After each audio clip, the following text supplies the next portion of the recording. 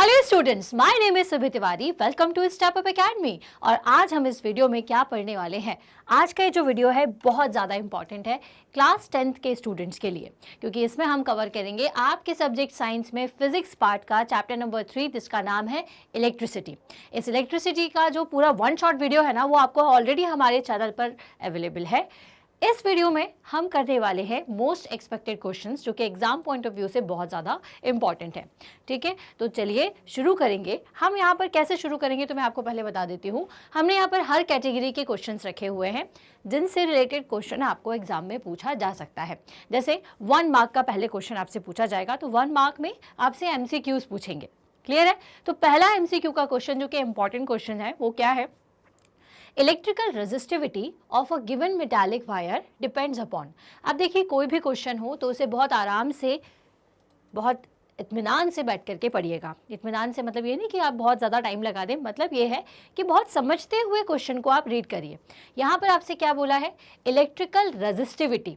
किसकी बात की जा रही है? रेजिस्टिविटी की बात की जा रही है। तो electrical resistivity of a given metallic wire, किसी एक मेटालिक वायर की जो रेजिस्टिविटी है वो किस चीज़ पर डिपेंड करती है। ठीक है, या रेजिस्टिविटी का अगर क्वेश्चन आपसे पूछा है तो आपको पहले ये पता होना चाहिए कि रेजिस्टिविटी क्या होती है। तो रेजिस्टिविटी क्या करती है? ये है मेजरमेंट। किस चीज़ का मेजरमेंट है? कि कोई भी मेटल जो है वो कितना बेहतर तरीके से करंट को कंडक्ट कर पा रहा है या नहीं कर पा रहा है। ठीक है, तो measurement of resistance is resistivity, कि कोई कितना रेजिस्टेंस ऑफर करेगा, कोई डिफरेंट टाइप का मेटल जो है वो कैसे करंट का अपोज करेगा, कंडक्शन किस तरह से करेगा वो करंट का, तो इसका जो मेजरमेंट होता है वो कहलाता है रेजिस्टिविटी। ठीक है, तो अब अगर मैं बोलूँ कि आपको एक इलेक्ट्रिकल रेजिस्टिविटी के बारे में आपको बताना है कि एक मेटालिक वायर की रेजिस्टिविटी जो है वो किस बात पर डिपेंड करेगी, लेंथ पर, थिकनेस पर, शेप पर, या फिर नेचर ऑफ द मटेरियल। तो रेजिस्टिविटी क्या बताती है? रेजिस्टिविटी ये बताती है कि कोई पर्टिकुलर टाइप का मटेरियल कितना अमाउंट में, किस एक्सटेंट पे करंट का अपोज कर रहा है, उसे हम रेजिस्टिविटी कह रहे हैं। ठीक है, तो बेसिकली क्या है? ये मेजर है किस चीज़ का, कि कितना कोई चीज़ किसी प्रॉपर करंट को, कितना कोई मटेरियल किसी करंट को अपोज कर रहा है, उसे रेजिस्टेंस दे रहा है। ठीक है, तो ऑब्वियस सी बात है कि अगर किसी मेटालिक वायर की आप बात करोगे और उसकी रेजिस्टिविटी की अगर आप बात कर रहे हो, तो इसका मतलब क्या कि आप इसलिए उसकी रेजिस्टिविटी का मेजरमेंट ले रहे हो ताकि आप क्या बता सको? नेचर ऑफ द मटेरियल कैसा है, क्या वो कंडक्शन अच्छी तरीके से करेगा या वो नहीं कर पाएगा, क्या वो कंडक्टर है या फिर वो इंसुलेटर है। इसका मेजरमेंट अगर आप बात करोगे तो वो रेजिस्टिविटी होती है। तो यहाँ पर आपसे जब क्वेश्चन में पूछा हुआ है कि इलेक्ट्रिकल रेजिस्टिविटी किसी मेटालिक वायर की किस चीज़ पर डिपेंड करती है, तो इस चीज़ पर डिपेंड करती है रेजिस्टिविटी कि किस टाइप का मटेरियल है। ठीक है, नेचर ऑफ द मटेरियल पर डिपेंड करेगी। तो इसका ऑप्शन क्या होगा? Option number D. क्लियर है? चलिए आगे चलेंगे नेक्स्ट क्वेश्चन की तरफ। अब नेक्स्ट क्वेश्चन है, एक छोटा सा आपको यहाँ पर न्यूमेरिकल दिया हुआ है। कौन सा न्यूमेरिकल है? चलिए देख लेते हैं। A battery of 10 volt carries 20,000 coulomb of charge through a resistance of 20 ohm. The work done in 10 second is. So basically what we have to find here, हमें यहाँ पर क्या फाइंड करना है? यहाँ पे हमें ये बताना है कि एक बैटरी है जो कि 10 वोल्ट का उसमें वोल्टेज है, और दूसरी चीज़ इसका रेजिस्टेंस जो है, जिस सर्किट में ये लगा हुआ है उसका रेजिस्टेंस 20 ओम है, प्लस इसके साथ में 10 सेकेंड्स के अंदर आपको ये बताना है कि जब 20,000 चार्ज जो है उस वायर से जाते हैं तो फिर उसमें टोटल वर्क डन कितना हुआ है। तो एक छोटी सी हिंट सबसे पहले तो आपको बता दूं कि वर्क डन क्या होता है। तो वर्क डन इक्वल्स टू होता है W equals to Q into V। ठीक है, वर्क डन कितना है, कितना वर्क किया है। तो वर्क डन क्या होता है, ये फॉर्मूला जो है ये आपको याद रखना है। ठीक है, तो वर्क डन क्या होता है? W equals to Q into V, और यहाँ पर आपसे वर्क डन ही पूछा हुआ है, तो वर्क कितना है ये हमें आइडेंटिफाई करना है। Q की वैल्यू आपको दी हुई है, कितनी दी हुई है? 20,000 दी हुई है। ठीक है, इनटू V, तो V की वैल्यू कितनी दी हुई है आपको? 10 वोल्ट दी हुई है। तो ज़रा आप देख करके खुद ही समझ सकते हैं कि इसका आंसर क्या होना चाहिए। इसका आंसर हो जाएगा 2 into 10 to the power 5 joule, और वर्क डन को आप क्या लेते हो? जूल्स में लेते हो। ठीक है, तो कितना हो जाएगा, क्योंकि कितना एनर्जी का कंजम्पशन हुआ है। बेसिकली अगर ये क्वेश्चन आपसे इस फॉर्म में भी पूछा जाए कि कितना एनर्जी कंजम्पशन हुआ है, तो आप बता सकते हैं W equals to Q into V, अगर आपको Q दिया हुआ है वो और या वोल्टेज दिया हुआ है। एल्स दूसरे तरीके के भी फॉर्मूलेज हैं जो कि हमने डिस्कस किए हुए हैं ऑलरेडी हमारे पिछले वीडियो में, आप देख सकते हैं। बट यहाँ पे क्योंकि आपको Q भी दिया हुआ है, V का भी वैल्यू दिया हुआ है, तो हम क्या फॉर्मूला यूज़ करेंगे, W equals to Q into V. तो इस फॉर्मूले से अगर हम निकालें तो हमारा आंसर क्या होना चाहिए, 2 into 10 to the power 5 joule. Okay, तो इस तरीके के क्वेश्चन जो है वो आपके MCQ में पूछे जा सकते हैं, जो कि हार्डली 2 सेकेंड में आपसे सॉल्व हो जाएंगे। अब नेक्स्ट क्वेश्चन देख लेते हैं कौन सा है। तो which of the given is the SI unit of electric current. काफ़ी आसान सा सवाल है लेकिन बहुत इंपॉर्टेंट है। आपको बताना है कि SI यूनिट क्या है इलेक्ट्रिक करंट की। अब आपको क्वेश्चन को देखिए, पहले समझ लीजिए कि क्या पूछा हुआ है। आपसे पूछी हुई है SI यूनिट। अब देखिए जितनी भी यूनिट्स अभी आपने अपने बुक में पढ़ी हैं, चैप्टर में आप जब पढ़ते हैं, तो ये सारी यूनिट्स जो है वो SI यूनिट है। SI यूनिट होती है स्टैंडर्ड यूनिट्स होती हैं जो इंटरनेशनली यूज़ की जाती हैं। ठीक है, तो बुक्स की दी हुई जितनी भी यूनिट्स हैं वो SI यूनिट ही है।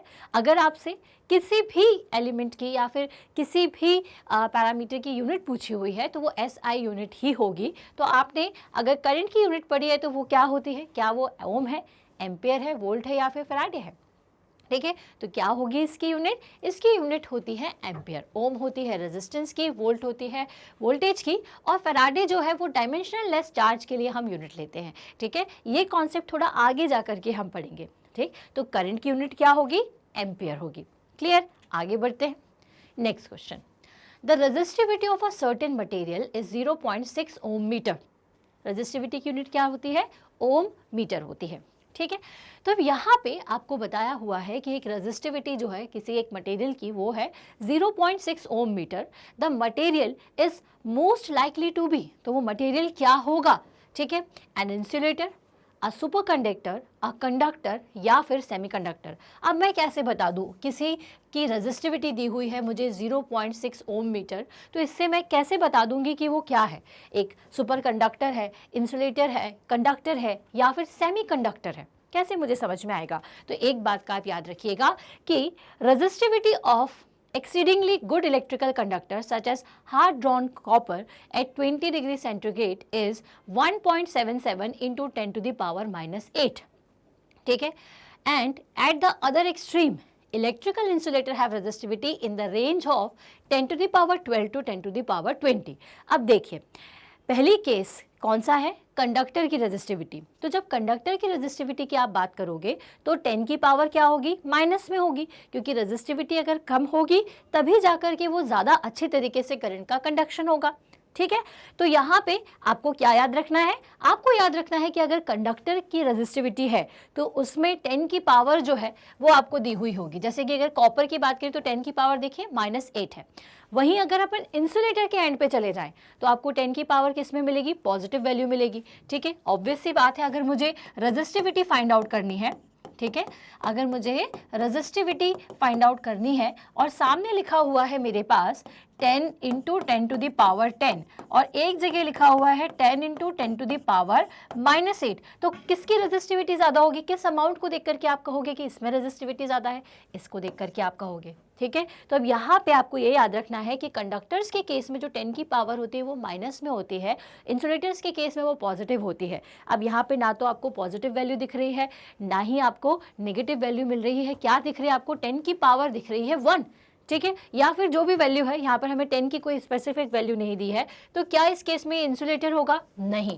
क्या ये इस केस में सुपर कंडक्टर होगा, नहीं, सुपर कंडक्टर भी नहीं होगा। क्या ये इस केस में कंडक्टर है, जी नहीं, क्योंकि इन सारे ही केसेस में या तो पॉजिटिव या बहुत एक्सट्रीम नेगेटिव या एक्सट्रीम नेगेटिव आपको 10 की पावर मिलती है, लेकिन इस केस में नहीं है। इसका मतलब ये क्या है, सेमीकंडक्टर। और सेमीकंडक्टर क्या डिवाइसेस होते हैं, सेमीकंडक्टर वो डिवाइसेस होते हैं जो नॉर्मली तो इंसुलेटर्स की तरह बिहेव करते हैं, बट सर्टेन रूम टेम्परेचर पर ये कंडक्टर की तरह भी बिहेव करते हैं, इसीलिए हम इनको क्या कहते हैं, सेमी कंडक्टर्स। ओके, जो कि आप आगे जाकर के पढ़ेंगे।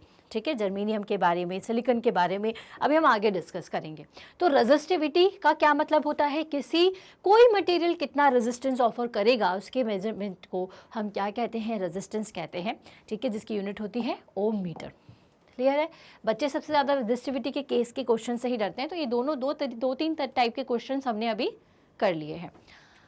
आगे चलेंगे और देखेंगे क्या। अब ये देखो, इस तरह से आपको कन्वर्ज करना है, मतलब कि यूनिट्स का कन्वर्जन आपको करना होगा। इस तरीके के कई तरीके के न्यूमेरिकल आप एग्जाम में देखोगे, एक ना एक तो आपको दिया ही होगा। अगर ऐसे अलग से नहीं देंगे तो किसी क्वेश्चन के अंदर होगा, ठीक है। अब यहाँ पे क्या दिया हुआ है आपको, 1 मिली एम्पियर इक्वल्स टू क्या होगा, ठीक है, आपको ये बताना है। 10 टू द पावर -5 होता है, 10 टू द पावर 3 होता है, 10 टू द पावर -3 होगा, या फिर 10 टू द पावर 2 होता है। तो हमने आपको पहले ही बताया हुआ है कि इसकी वैल्यू क्या होती है, 10 टू द पावर -3, ठीक है। अगर मैं 1 मिली एम्पियर लिखूं, ठीक है, जिसे मुझे क्या करना है, एम्पियर में कन्वर्ट करना है, तो ये क्या हो जाएगा, 10 टू द पावर -3 एम्पियर। वहीं अगर माइक्रो दिया होता तो आप क्या लिखते, 10 to the power -6 ampere. Clear है? चलिए, तो यहाँ से ये चीज़ क्लियर हो गई हमें। आगे चलेंगे नेक्स्ट क्वेश्चन की तरफ। Electric potential is a scalar quantity, vector quantity, neither scalar nor vector, sometimes scalar sometime vector. अब भाई समटाइम कोई स्केलर समटाइम कोई वेक्टर हो सकता है क्या, देखते हैं आगे कोई केस हो ऐसा। नीदर स्केलर नॉर वेक्टर, ऐसा भी कोई केस नहीं है। वेक्टर या स्केलर क्वांटिटी में से ज़रूर कुछ ना कुछ एक होगा। अब स्केलर क्वांटिटी क्या होती है, वेक्टर क्वांटिटी क्या होती है, ये हमें पता होना चाहिए। स्केलर क्वांटिटीज़ जिसमें सिर्फ मैग्नीट्यूड होता है, वेक्टर क्वांटिटी जिसमें स्केलर मैग्नीट्यूड के साथ साथ वो डायरेक्शन भी हो, ठीक है। मैग्नीट्यूड तो है ही, साथ ही साथ क्या होता है, डायरेक्शन भी होता है, जैसे कि किस पर्टिकुलर डायरेक्शन में कोई चीज़ जा रही है, जैसे डिस्प्लेसमेंट, ठीक है।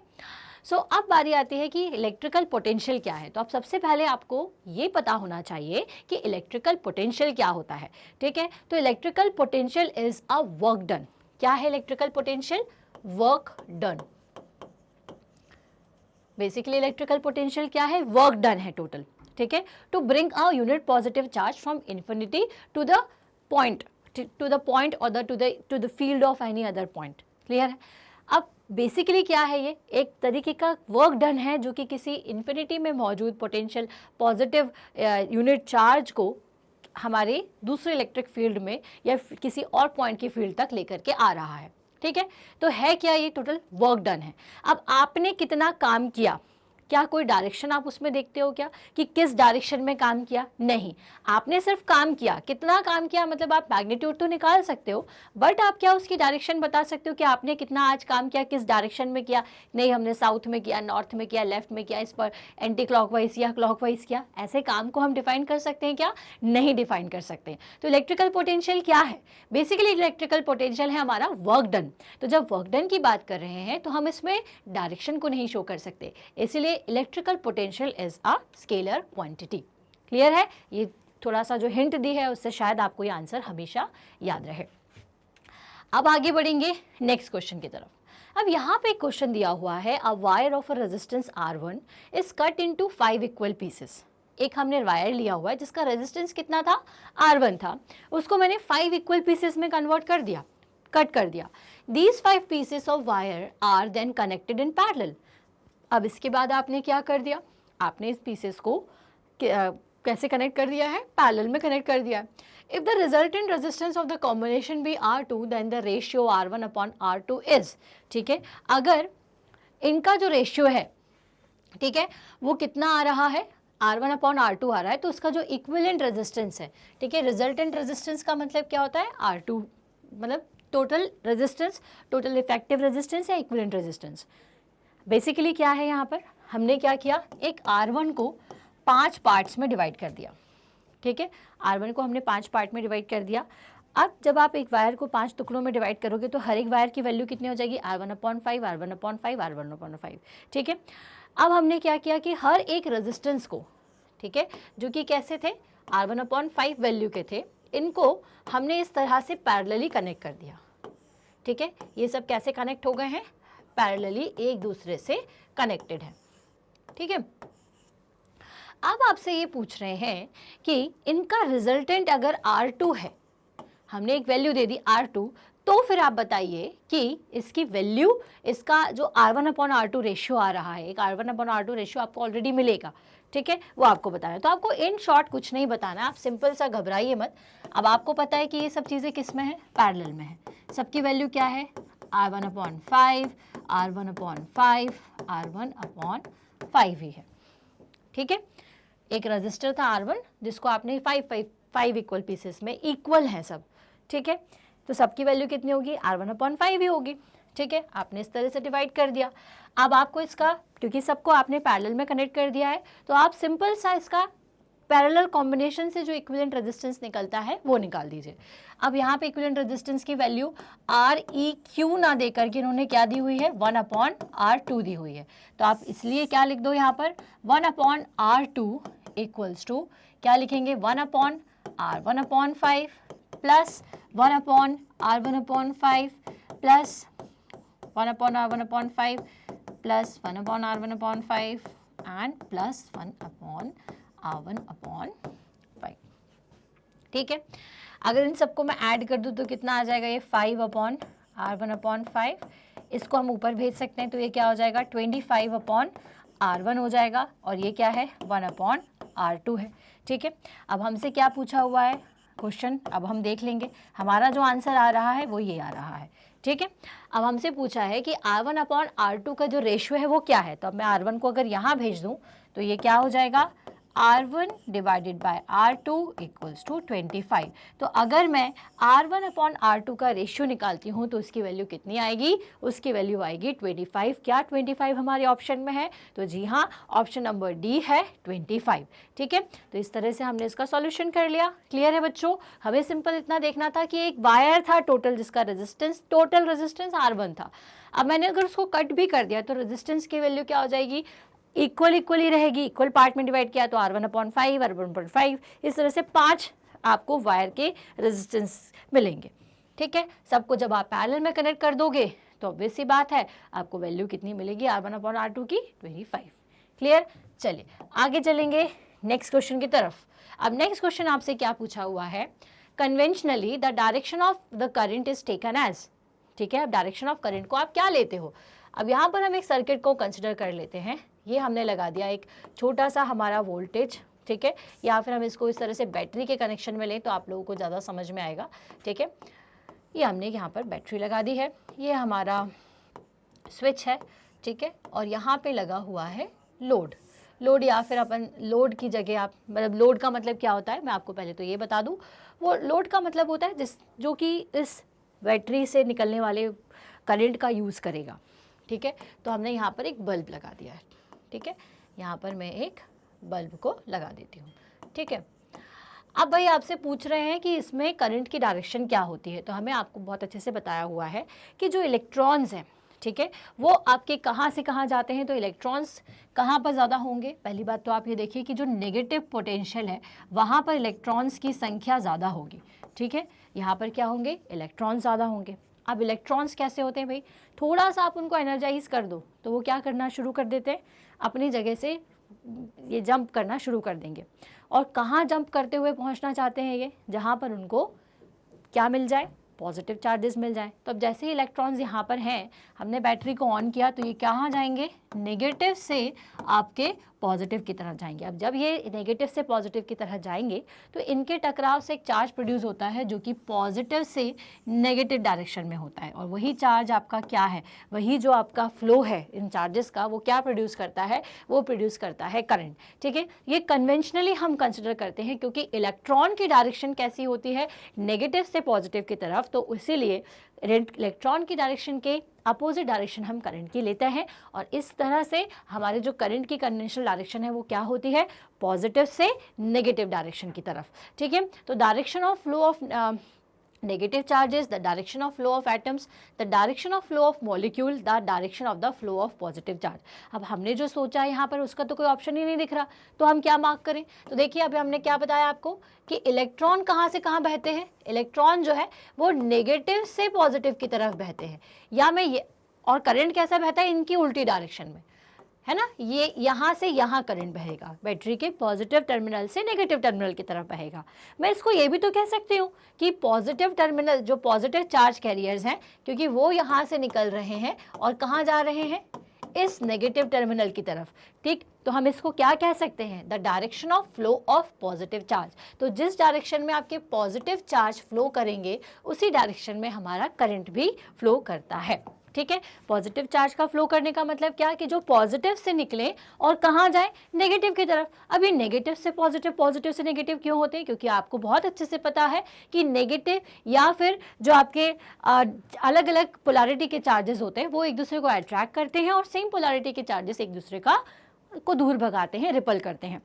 तो इसी वजह से जहाँ पर जिस चीज़ की अधिकता है, जहाँ पर पॉजिटिव चार्जेस हैं तो वो पॉजिटिव से निकल के नेगेटिव की तरफ जाने की कोशिश करते हैं और जो इलेक्ट्रॉन्स हैं वो नेगेटिव से पॉजिटिव की तरफ। लेकिन इलेक्ट्रॉन्स क्योंकि ज़्यादा फ्री होते हैं, ज़्यादा मूवेबल होते हैं, इसलिए वो जल्दी रीच कर जाते हैं। ठीक है, तो direction of flow of positive charge is the direction of the current. Okay, clear. तो इसका ऑप्शन क्या हो जाएगा, इसका ऑप्शन जाएगा ऑप्शन नंबर डी। क्लियर है, आगे बढ़ेंगे। अब आपका 1 मार्क का क्वेश्चन में टाइप 1 खत्म हो गया, इसमें हमें एमसीक्यूज देखने थे। अब हम देख लेते हैं 1 मार्क के असर्शन रीजंस के कुछ क्वेश्चंस। ठीक है, अब आपको ना असर्शन बताया होगा कि ऐसा इसके बारे में एक पॉइंट है असर्शन का मतलब, और उसका कारण ये है। ठीक है, ये स्टेटमेंट है और उसका कारण। असर्शन मतलब एक तरीके से स्टेटमेंट दिया हुआ है, रीजन क्या है कि उसका कारण क्या है। तो अब आपको हर क्वेश्चन में क्या बताना पड़ता है, आपको ये बताना पड़ता है कि क्या ए और बी दोनों ही सही हैं, असर्शन और रीज़न दोनों ही सही है, या दोनों गलत है, या एक सही है या एक गलत है। ठीक है, आप देखो इस तरह से क्वेश्चन होगा। पहला क्वेश्चन आपको दिया हुआ है, fuse wire must have high resistance and low melting point. Fuse is used for small current flow only. दो चीज़ें बताई हुई है कि जो बेसिकली फ्यूज होता है वो क्या है।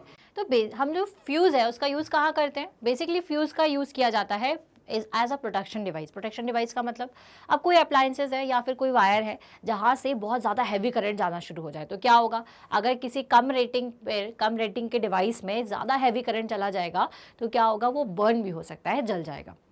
इससे सेफ्टी के लिए हम फ्यूज़ लगाते हैं।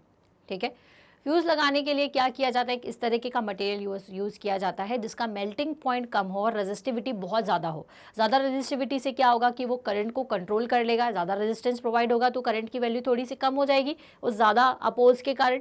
ठीक है, तो जब ज़्यादा करंट फ्लो करेगा, ज़्यादा उस पर रेजिस्टिविटी आई तो उसका अमाउंट भी कम हो गया। अब भाई बहुत ही ज़्यादा करंट है तो क्या होगा कि जो वायर है जिसकी हाई रेजिस्टिविटी है, हाई रेजिस्टिविटी होने के कारण उसमें हीट डेवलप होती है और इस हीट डेवलप होने के कारण वो जल्दी ही मेल्ट हो जाएगा। क्यों, क्योंकि जल्दी मेल्ट क्यों होगा, क्योंकि इसका मेल्टिंग पॉइंट बहुत कम है। लो मेल्टिंग पॉइंट का मतलब क्या है कि जल्दी से ही जो मेल्ट हो जाए, कम वैल्यू है उसके मेल्टिंग पॉइंट की, मतलब कि तुरंत जैसे ही टेम्परेचर बढ़ेगा थोड़े टाइम बाद वो पिघल जाएगा, मेल्ट हो जाएगा। ठीक है, तो इसके लिए करते हैं ताकि ये जो हाई करंट है वो आगे ना जाए। जैसे ही फ्यूज़ का वायर मेल्ट हुआ तो क्या होगा, सर्किट ब्रेक हो जाएगा। सर्किट ब्रेक होने का मतलब क्या है कि फिर उसमें फर्दर करंट का जो फ्लो है वो आगे डिवाइस तक नहीं पहुंचेगा। ठीक है, तो भाई यहाँ पे आपको बताया है कि fuse wire must have the high resistance. जी हाँ, ये बिल्कुल सही है कि हाई रेजिस्टेंस होना चाहिए और लो मेल्टिंग पॉइंट होना चाहिए। अब रीज़न क्या है कि fuse is use for small current flow only. तो अभी हमने क्या बताया कि फ्यूज़ किस लिए यूज़ किया जाता है, जब हाई करंट आ रहा हो, ज़्यादा करंट आ रहा हो, ओवर करंट आ रहा है। तो ओवर करंट जब फ्यूज़ में जाएगा तो वो फ्यूज़ का काम क्या है कि भाई इतना ज़्यादा करंट मेरे अगर डिवाइस तक पहुंच गया तो डिवाइस जल जाएगा, तो वो बड़े करंट को रोके। छोटे करंट की वैल्यू से तो कोई मतलब ही नहीं है। फ्लो अगर करंट का कम है, स्मॉल करंट है, तो वो ऑब्वियस सी बात है अगर किसी जगह पर आपने फ्यूज़ लगाया हुआ है तो वो डिवाइस इतनी रेटिंग का है कि वो एक प्रॉपर अमाउंट ऑफ करंट की वैल्यू को ले ले। तो लो करंट के लिए फ्यूज़ को लगाना बेफिजूली है। ठीक है, तो fuse is use for small current flow only, जी नहीं। ठीक है, हम इसका यूज़ किस लिए करते हैं, हाई करंट के लिए करते हैं। तो इसका आंसर क्या होना चाहिए, both A and R true and R is the correct explanation of A, या फिर both A and R true but R is not the correct explanation of A. ठीक है, क्या ये इसको एक्सप्लेन कर रहा है, नहीं, बिल्कुल अलग अलग है ये, यहाँ पर इसका कोई रिलेशन ही नहीं है। ठीक है, यहाँ पर एक अलग चीज़ आपने बताई हुई है कि fuse is used for small current.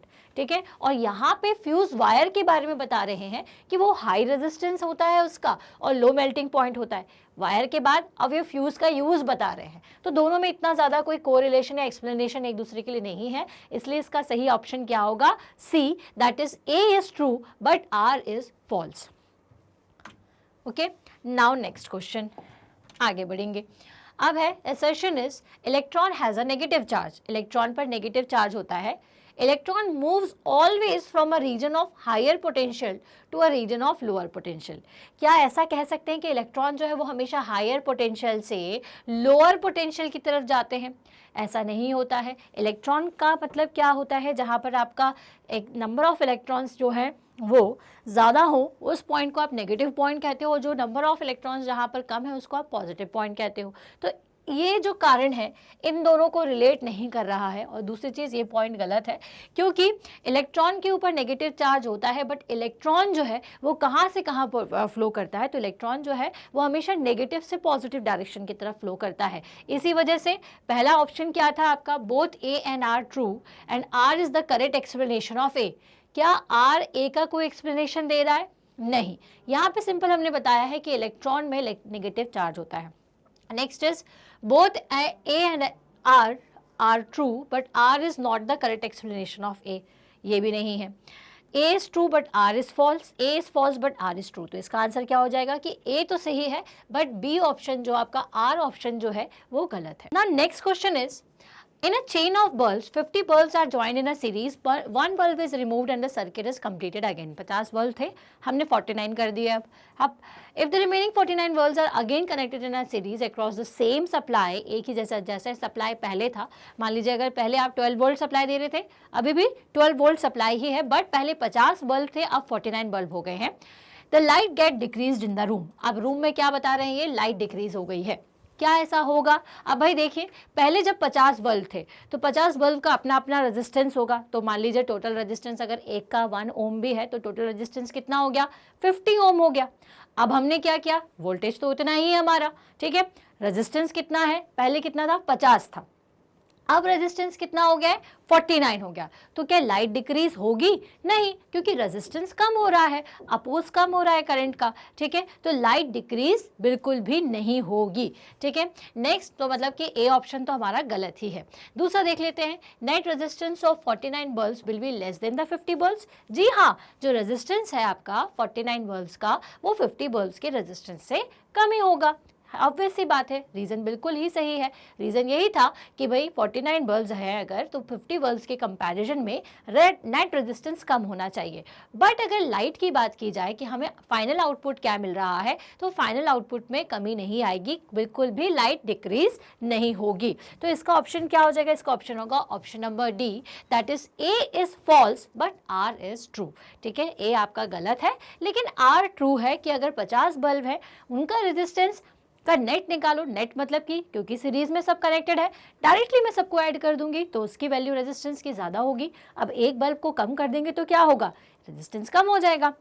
अब आगे चलेंगे, नेक्स्ट क्वेश्चन को देखते हैं। नेक्स्ट क्वेश्चन में आपसे पूछा है कि when a wire is stretched to 3 time of its length its resistance becomes 9 times. अब एक वायर था, ठीक है, सेम थिकनेस का था, अब मैंने उसको खींच दिया, ठीक है। अब जैसे कि आपके पास होती है स्प्रिंग, तो आप उसको खींच देते हो, ठीक है। पहले वो राउंड राउंड होती है, अब आपने उसको खींच दिया। या फिर एक ऐसा लचीला सा कोई मटेरियल है जिसको मैंने खींच दिया, ठीक है। तो खींचने से क्या होगा, या तो वो पतला हो जाएगा, उसका जो एरिया है वो भी आपको थोड़ा पतला दिखाई देने लगेगा, कम होता जाएगा, ठीक है। तो अब यहाँ पे क्या बोल रहे हैं कि जब मैंने वायर को स्ट्रेच किया उसकी लेंथ के 3 टाइम्स, तो क्या उसका रेजिस्टेंस 9 टाइम्स हो जाएगा उसके, ठीक है। दूसरा है resistance is directly proportional to the length of the wire. अब देखिए यहाँ पे क्या बता रहा है कि resistance is directly proportional to the length of the wire. क्या रेजिस्टेंस जो है वो लेंथ ऑफ द वायर के डायरेक्टली प्रोपोर्शनल होता है? तो जी हाँ, हमने ये पढ़ा हुआ है कि किसी भी कंडक्टर की अगर बात करें तो उसमें जो लेंथ होती है उसकी वो डायरेक्टली प्रोपोर्शनल होती है इसकी रेजिस्टेंस की, ठीक है। अब यहाँ पे दोनों ही केसेस हमारे सही हैं। When a wire is stretched to 3 times of its length, उसकी लेंथ के अगर 3 टाइम आपने उसको स्ट्रेच कर दिया तो उसका रेजिस्टेंस जो है वो 9 टाइम्स हो जाएगा, ठीक है। पहले जो रहा होगा उसके 9 टाइम्स होगा, पहले 3 टाइम्स था, 3 टाइम्स उसकी लेंथ को आपने क्या कर दिया, बढ़ा दिया, तो ऑब्वियस सी बात है रेजिस्टेंस उसका बढ़ेगा।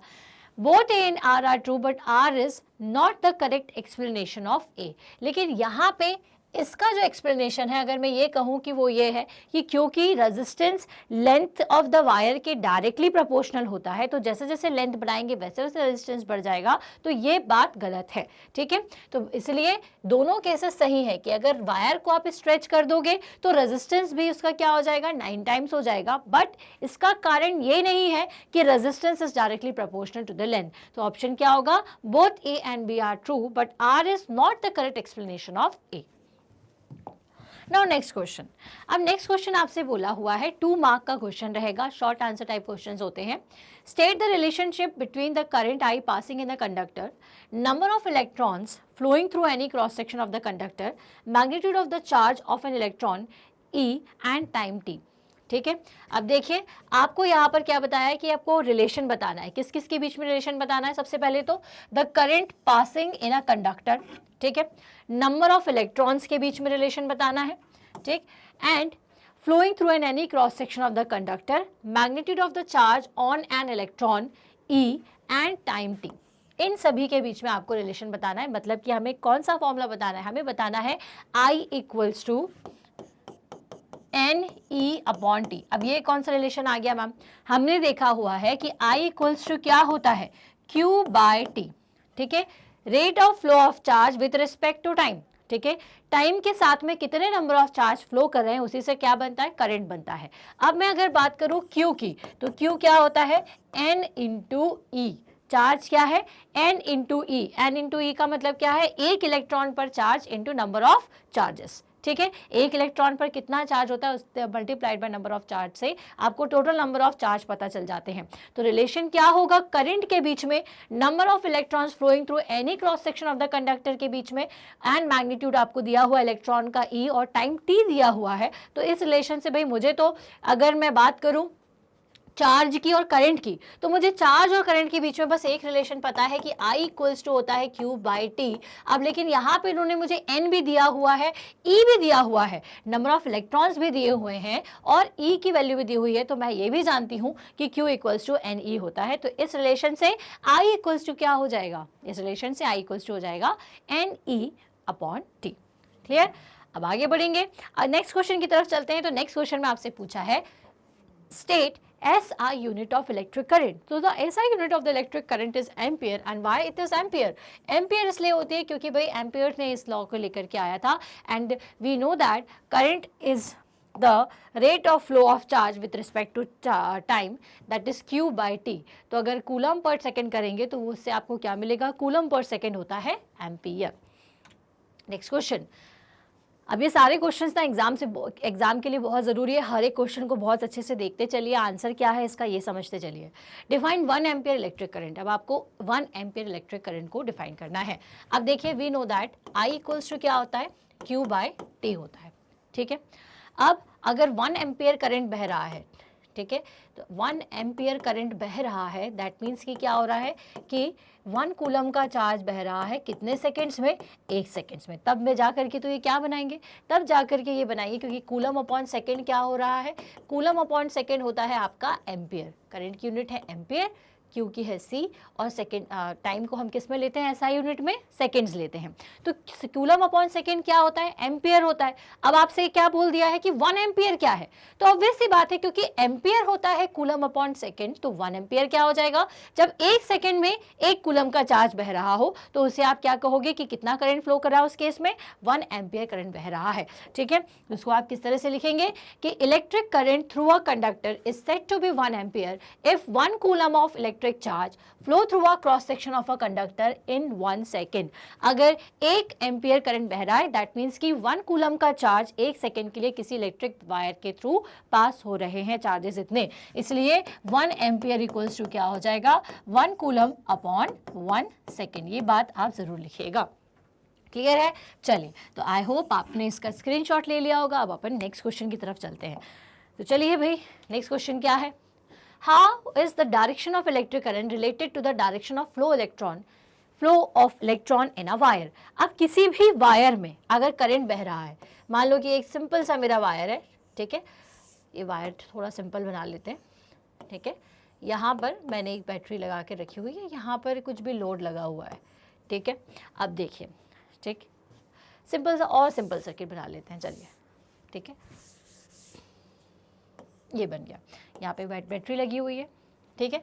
जैसे आप बैटरी कनेक्ट करते हो तो क्या देखते हो आप, क्या बोलने लग जाते हैं हम कि इसमें करंट फ्लो कर रहा है। कन्वेंशनल डायरेक्शन क्या मानते हो आप करंट की, पॉजिटिव से नेगेटिव डायरेक्शन की तरफ जा रहा है। अब भाई करंट कैसे बनता है, वी नो दैट करंट होता है Q upon t, rate of flow of charge, ये क्या है आपके charge with respect to time, ठीक है। अब चार्ज क्या है, अब चार्ज को अगर मैं बोलूं तो क्या होता है चार्ज, एक्सेस और डेफिशिएंसी ऑफ इलेक्ट्रॉन, ठीक है। इलेक्ट्रॉन की एक्सेस और डेफिशिएंसी मतलब किसी जगह पर कितने नंबर ऑफ इलेक्ट्रॉन है, कितनी तादाद है या कितनी कमी है, उससे क्या बन जाता है आपका चार्ज बन जाता है। तो दो तरीके के चार्ज बन जाते हैं, एक बनता है पॉजिटिव चार्ज, मतलब कि यहाँ पर क्या है, यहाँ पर इलेक्ट्रॉन जो है वो कम है। एक बन जाता है आपका नेगेटिव चार्ज, मतलब यहाँ पर इलेक्ट्रॉन की संख्या क्या है, ज़्यादा है। अब ये जो ज़्यादा इलेक्ट्रॉन है ना, वो किस तरफ जाने की कोशिश करेंगे, भाई भीड़ वाला इलाका किसको पसंद होता है, थोड़ी सी खाली जगह हो तो वहाँ जाना पसंद आता है ना। तो इलेक्ट्रॉन क्या करते हैं भाई, पहले तो एक जगह पर ज़्यादा इलेक्ट्रॉन आ गए, अब वो किस डायरेक्शन पर जाएंगे, जहाँ पर उनको स्पेस मिलेगा। अब वो स्पेस वाली डायरेक्शन कौन सी होती है, जिसको हम क्या लेते हैं, जहाँ पर इलेक्ट्रॉन्स कम है, मतलब पॉजिटिव साइड पर जाते हैं। तो फ्लो ऑफ इलेक्ट्रॉन क्या होता है, ज़्यादा से इलेक्ट्रॉन का फ्लो क्या होता है, नेगेटिव से पॉजिटिव की तरफ, ठीक है। और इन्हीं के फ्लो के कारण क्या प्रोड्यूस होता है, चार्ज प्रोड्यूस होता है। जिन्हीं के फ्लो के कारण, इन्हीं के जो फ्लो है उसको हम क्या कहते हैं, इनके फ्लो को हम कहते हैं करंट, जो कि किस डायरेक्शन में होता है, opposite to the flow of charge. जिस डायरेक्शन में आपके चार्जेस जा रहे हैं उसके अपोजिट डायरेक्शन में अगर आपका मतलब अगर चार्ज नेगेटिव से पॉजिटिव जा रहा है तो आपका करंट कहाँ से कहाँ जाएगा, पॉजिटिव से नेगेटिव डायरेक्शन की तरफ।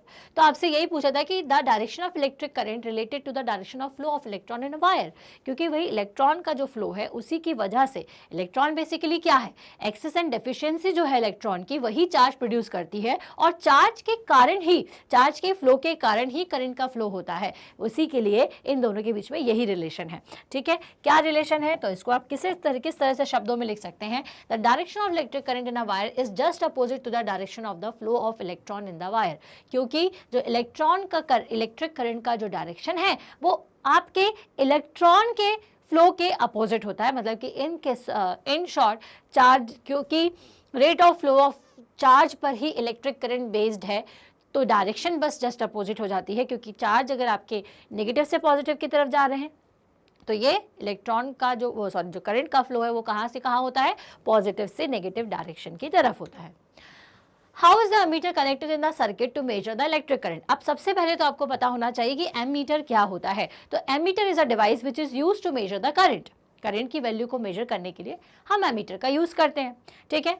अब भाई ammeter is connected in a circuit to measure the electric current. अब मुझे एक सर्किट दिया हुआ है जिसमें मुझे एमीटर को लगाना है। हम एमीटर का सिंबल किस तरह से लेते हैं, एमीटर का जो सिंबल है वो ए से इस तरह से डिनोट किया जाता है, ठीक है। अब आपको बताइए, दो चीज़ें पता होना चाहिए कि करंट आपको किस तरह से कब मतलब सेम होता है, कब डिवाइड हो जाता है। तो हमने एक कॉन्सेप्ट पढ़ा हुआ है कि अगर किसी भी सर्किट में, ठीक है, इस तरह से वायर कनेक्टेड है ना, इस तरह से रजिस्टर्स कनेक्टेड है, तो इसका मतलब कि इनमें करंट की मात्रा कैसी होगी, समान होगी, क्योंकि ये सभी कैसे हैं, सीरीज़ में। क्योंकि सीरीज़ में आपकी करंट की वैल्यू क्या होती है, सेम होती है। अब वही बात की जाए पैरेलल कनेक्शंस की, तो पैरेलल के केस में क्या होता है, अगर कोई चीज़ पैरेलल में है तो पैरेलल में जो करंट है वो डिवाइड हो जाता है, ठीक है। पैरेलल में करंट की वैल्यू क्या होती है, करंट आपका डिवाइड हो जाएगा, मतलब सेम नहीं रहेगी इन शॉर्ट, है ना। अब एमीटर का काम क्या है भाई, एमीटर का काम है करंट को मेजर करना। तो करंट उसको कहाँ एक जैसा मिलेगा, डिवाइड हो जाएगा तो आपको अलग अलग एमीटर लगाने पड़ेंगे। यहाँ पे आपको अलग अलग एमीटर लगाना पड़ेगा, यहाँ एमीटर लगाना पड़ेगा अलग, क्योंकि दोनों ही जगह पर क्या होगा, करंट की वैल्यू अलग अलग मिलेगी। तो हम कहाँ लगाएंगे इस एमीटर को? हम लगाएंगे जहाँ पर हमें सीरीज कनेक्शन मिल रहा होगा, वहाँ पर हम करंट की वैल्यू को हमारा जो एमीटर है उसे फिट करते हैं। तो एमीटर किसी भी सर्किट में कहाँ कनेक्टेड होता है? तो how is ammeter connected in the circuit to measure the electric current? तो अगर मुझे इलेक्ट्रिक करंट मेजर करना है तो कहाँ पर मेजर करना है? लोड का करंट मेजर करना है, मतलब जहाँ पर हमें उसका यूज़ हो रहा है। जैसे एक लोड लगाया हुआ है, बल्ब लगाया हुआ है, तो बल्ब में कितना करंट जा रहा है, अगर ये चेक करना है तो आप एमीटर को बल्ब के साथ कैसे लगाओगे? सीरीज में लगाओगे। तो ammeter is connected in series in an electric circuit. तो किसी भी इलेक्ट्रिक सर्किट में आप एमीटर को कैसे लगाते हो? एमीटर को आप सीरीज में लगाते हो। जैसे जो भी डिवाइस है उसके अक्रॉस कितना करंट जा रहा है, एक सर्किट बना हुआ है पूरा, जिसमें आपने बैटरी भी लगा के रखी हुई है, आपने इसके साथ में वायर्स भी लगा के रखे हुए हैं, और आपका एक डिवाइस लगा हुआ है। तो डिवाइस मतलब जिसमें करंट आ रहा है, जो उसका यूज़ कर रहा है, अगर आपको ये चेक करना है कि उसमें कितना करंट जा रहा है, तो इसके लिए आप क्या करेंगे? एमीटर को उसके साथ सीरीज में लगाएंगे। वहीं अगर हम नेक्स्ट क्वेश्चन पर आए तो इसमें आपसे पूछा हुआ है कि how is the voltmeter is connected in a circuit to measure the electrical potential difference. अब मुझे अगर मान लीजिए ये बताना है कि वोल्टेज कितना आ रहा है हमारे सर्किट में, तो क्योंकि वोल्टेज कब सेम होता है? तो जब हमारा सर्किट में जो पैरेलल पाथ होता है, पैरेलल की कंडीशन में वोल्टेजेस सेम होते हैं, और सीरीज कनेक्शन में वोल्टेज डिफर कर जाता है। तो इसलिए सर्किट में अगर आपको वोल्टेज को मेजर करना है तो सर्किट के साथ आपको वोल्टमीटर को कैसे कनेक्ट करना होगा? सर्किट के साथ आपको वोल्टमीटर, अब सर्किट कुछ भी है, मान लीजिए कि ये मेरा एक सर्किट है, तो इसके साथ में मैं वोल्टमीटर को कैसे कनेक्ट करूंगी? ये मेरा इलेक्ट्रिकल सर्किट है, ठीक है, तो इसको मैं वोल्टमीटर के साथ कैसे कनेक्ट करूंगी? पैरेलल में। वहीं अगर मेरा ये इलेक्ट्रिकल सर्किट जो है, इसमें मुझे करंट मेजर करना है, तो मैं इसके साथ इसे सीरीज में लगाऊंगी। दोनों लगाना है तो जी हाँ, दोनों भी लगा सकते हो आप। वोल्टमीटर को आप पैरेलल में कनेक्ट कर दो और एमीटर को आप सीरीज में कनेक्ट कर दो। क्लियर हो गया आप सभी को? तो भाई वोल्टमीटर कैसे कनेक्ट होता है किसी भी इलेक्ट्रिकल सर्किट में? तो वोल्टमीटर जो है किसी भी इलेक्ट्रिकल सर्किट में पैरेलल में कनेक्ट होता है। Voltmeter is connected in parallel across a conductor और resistor in electrical circuit. Now next 3 mark short questions. अब यहाँ से हमें क्या करना है? 3-3 मार्क के शॉर्ट क्वेश्चंस दिए हुए हैं। यहाँ पे आपको तीनों टर्म्स को डिफाइन करना है। What do you mean by potential difference, 1 volt क्या होता है, इलेक्ट्रिक करंट क्या होता है, और 1 एम्पियर को आप एक्सप्लेन करिए। अब पोटेंशियल डिफरेंस क्या होता है? तो देखिए पोटेंशियल का क्या मतलब होता है? It is the amount of work done to bring a unit positive charge from the infinity to the field of the another charge, ठीक है, ये होता है आपका potential. And what is the potential difference? तो पोटेंशियल डिफरेंस 2 पॉइंट के बीच में होता है, ठीक है, तो 2 पॉइंट के बीच में अब वर्क डन की कहानी आ जाएगी, ठीक है। So the potential difference between 2 point in an electric circuit is the work done to move a unit charge from one point to the another point. Potential तो है ही, पोटेंशियल का मतलब क्या होता है? वर्क डन, किस पे काम किया कि आपने एक चार्ज को उठा करके एक दूसरे की फील्ड में लेकर के आ गए, दूसरे के पास लेकर के आ गए, ये होता है पोटेंशियल। पोटेंशियल डिफरेंस का मतलब क्या होता है? 2 पॉइंट के बीच की बात, कि जब एक चार्ज पर किया हुआ वर्क डन एक पॉइंट से दूसरे पॉइंट पर उसको ले जाने में आपने जो भी वर्क किया है वो क्या कहेगा, वो क्या कहलाता है?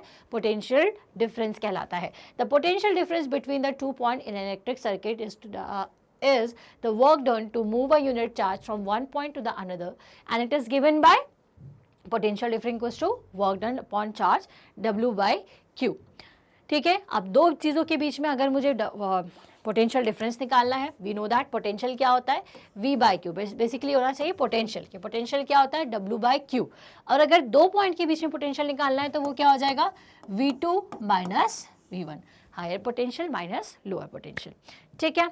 चलिए नेक्स्ट इज, आपसे पूछा हुआ था कि 1 वोल्ट या वोल्ट क्या होता है, आपको उसको एक्सप्लेन करना है। सो द एसआई यूनिट होती है, पहली चीज तो पोटेंशियल डिफरेंस की एसआई यूनिट होती है 1 volt. 1 volt is the potential difference between the 2 point in an electrical circuit when 1 joule of work done to move a charge of 1 coulomb from 1 point to the another point.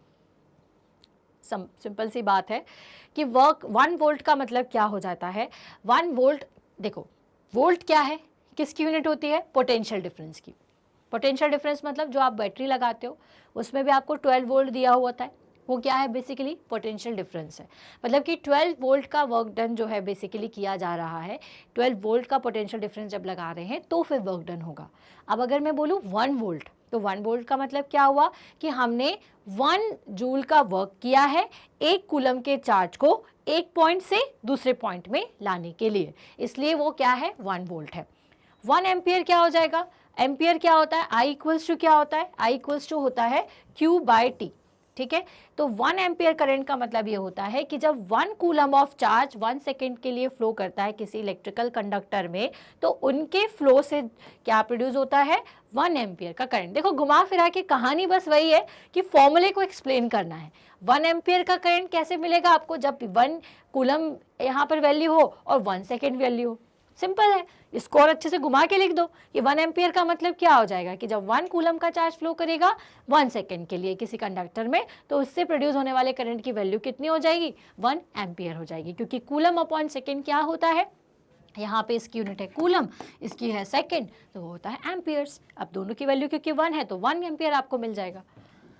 चलिए, how does the resistance of a wire change when, अगर किसी wire का resistance change हो रहा है तो कैसे change हो रहा है, its length is tripled, its diameter is tripled, its material is change to one whose resistivity is 3 time.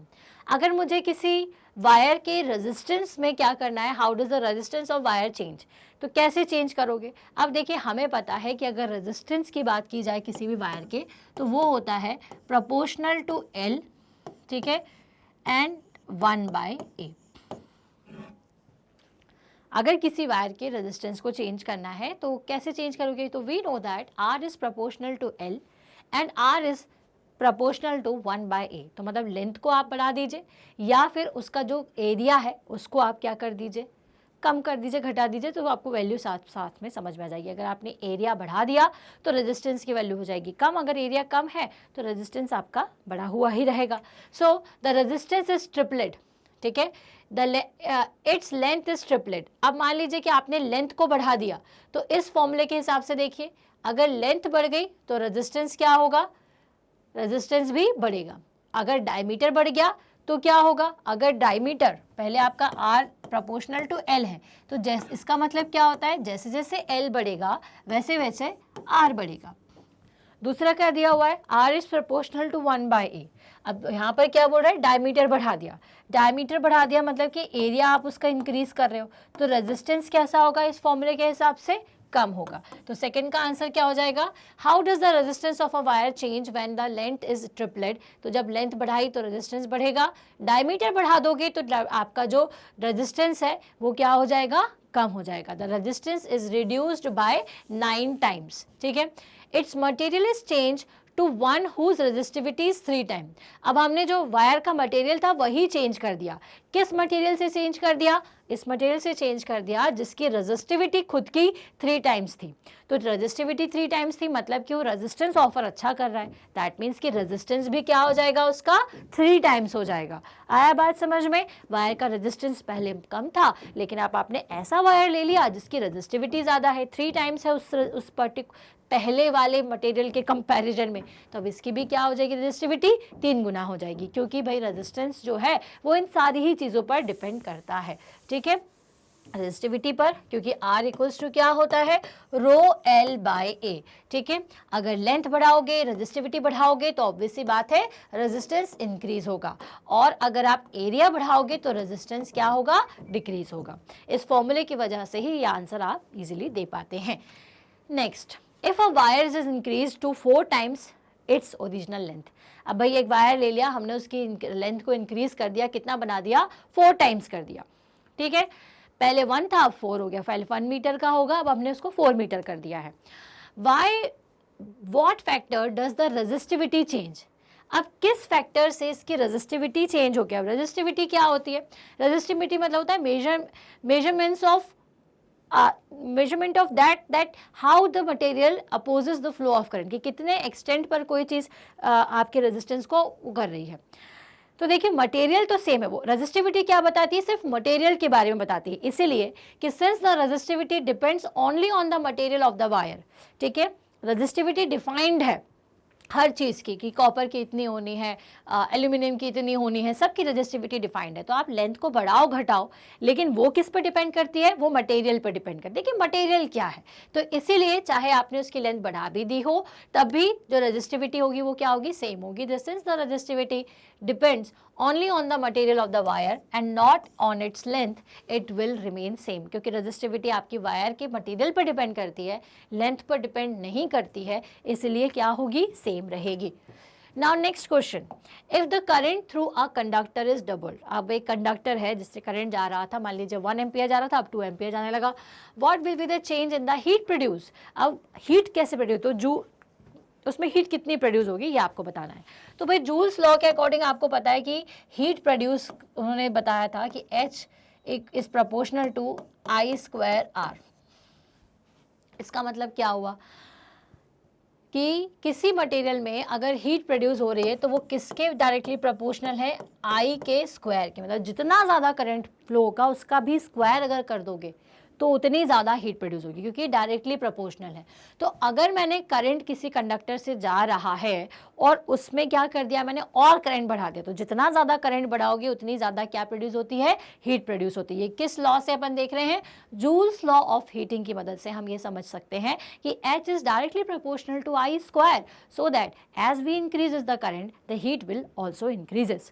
ठीक है, so heat produce will be increases by 4 times. ठीक है, क्यों भाई 4 टाइम्स बढ़ गई हीट, क्योंकि H को अगर आप I को अगर आपने दोगुना कर दिया, ठीक है, मान लीजिए कि इनिशियली करंट था 1 एम्पियर जिसको आपने इंक्रीज किया तो अब वो हो गया 2 एम्पियर। तो हीट का क्या फॉर्मूला है, हीट क्या होती है भाई, तो हीट हो जाएगी आपकी H is proportional to I square, मतलब 2 का अगर स्क्वायर करोगे तो क्या आएगा आपको, 4 आ जाएगा। आई बात समझ में। तो इसका मतलब कि 4 गुना जो है हीट उसमें प्रोड्यूस होना शुरू कर देगी। ठीक, next, name some devices which work on heating effect of electric current. अब भाई आपके घरों में हीटिंग इफेक्ट पर कौन कौन काम करता है। हीटिंग इफेक्ट का मतलब क्या होता है कि मतलब ऐसे कुछ डिवाइसेस बताइए जिसकी मदद से आपको हीट चाहिए होती है। तो हम ठंडियाँ जब हमारी शुरू हो जाती है तो हमें हीटर का यूज़ करना होता है। अब वो हीटर का किस तरह से यूज़ करते हैं, उसमें लगा होता होगा कुछ इस तरीके का मटेरियल जिसका रेजिस्टेंस हो ज़्यादा और जिसमें जूल्स लॉ ऑफ हीटिंग का फिनोमेना काम करे। मतलब जैसे जैसे करंट आप उसमें देते जाओगे, जैसे जैसे करंट की वैल्यू इंक्रीज़ करोगे उतनी ज़्यादा अमाउंट ऑफ हीट प्रोड्यूस होगी। जैसे आपके पास हीटर होता है, हीटर में आप ऊपर नॉब देखते हो, नॉब देखते हो कि नहीं, आप थोड़े कम उस पर रखते हो वैल्यू पर तो क्या होता है, आपको थोड़ी कम हीट मिलती है, बढ़ा देते हो तो हीट बढ़ती जाती है। तो हीट कैसे बढ़ती जाती है, आप रेजिस्टेंस की वैल्यू इंक्रीज करते हो, करंट जो है ज़्यादा वो आपका डिवाइस जो है वो वहाँ से लेता जाता है। ठीक है, क्या लेता है, करंट जो है डिवाइस आपका ज़्यादा आपके सर्किट को पहुँचाता जाता है, हीटर के सर्किट को। तो जैसे जैसे आप करंट बढ़ाओगे तो वैसे वैसे क्या होगा, आपका हीट जो है वो ज़्यादा होती जाएगी। ठीक है, अब इसमें पावर का कंजम्पशन बहुत ज़्यादा होता है क्योंकि हीट प्रोड्यूस हो रही है, इसलिए आपसे कहा जाता है कि हीटर चलाओगे, गीज़र चलाओगे या आयरन प्रेस करोगे तो इसमें ज़्यादा बिजली का बिल आपका आता है, क्योंकि पावर का जो कंजम्पशन है इन सभी में बहुत ज़्यादा हो जाता है, क्योंकि पावर जो है आप यूज़ कर रहे हो और उसको हीट के फॉर्म में उड़ाते जा रहे हो, लेते जा रहे हो, उड़ाते जा रहे हो, है ना। तो और क्या किस रेशियो में उड़ा रहे हो, और कि करंट तो भाई आपका आ रहा है लेकिन हीट कैसी उड़ रही है, ज़्यादा खपत कर रहे हो आप, ज़्यादा हीट प्रोड्यूस कर रहे हो।